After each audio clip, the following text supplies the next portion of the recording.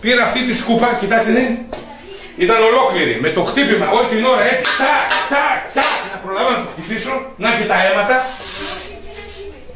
3 λεπτά κυνηγητό παίζαμε, με κυνηγούσα από εκεί, όσον άλλο με τη σκούπα το κρατούσα σε απόσταση. Τώρα αν είναι δηλητηριώδης, όχι δεν το ξεπάνω σε αυτή την επίθεση που έχει κάνει το φίδι, εγώ φοβήθηκα. Μόνο ένα νεκρό φίδι είναι καλό φίδι. Ο τρόμος και η αγωνία αποτυπώνονται στην φωνή των κατοίκων που περιγράφουν με γλαφυρό τρόπο τη μάχη που δίνουν καθημερινά με τα φίδια. Σε μια φάση φωνάζει η σύζυγός μου, γρήγορα λέει φίδι με γάτα. Λέω πού γίνεται αυτό εδώ δίπλα. Γρήγορα λέει βάλε μπότες, πάρε το τσεκούρι, μάλλον τον μπαλτά και κατέβα κάτω. Έβαλα μπότες, πηδάω πάνω από αυτά τα κάγκελα και βλέπω όντως το φίδι κάτω από τον νεροχύτη. Η γάτα στέκεται απέναντί του, δεν μπορεί ούτε να φύγει η γάτα ούτε το φίδι.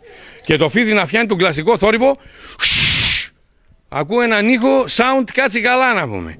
Παίρνω μια σκούπα, γιατί βλέπω ότι με τον παλτά δεν μπορούσα να το πετύχω. Γιατί άμα το δείτε πως είναι η κλίση του δεν μπορούσα. Εκείνο επιτίθονταν περίπου 3 λεπτά απέναντί μου, είχαμε σκληρή μάχη γιατί δεν ήθελα να το αφήσει να προχωρήσει αλλού. Και σε κάποια φάση αφού το χτύπησα αρκετές φορές με το σκοπόξυλο, το πάτσα και 3 μπαλτιές τέλος πάντων και πάλι ακόμα ζούσε.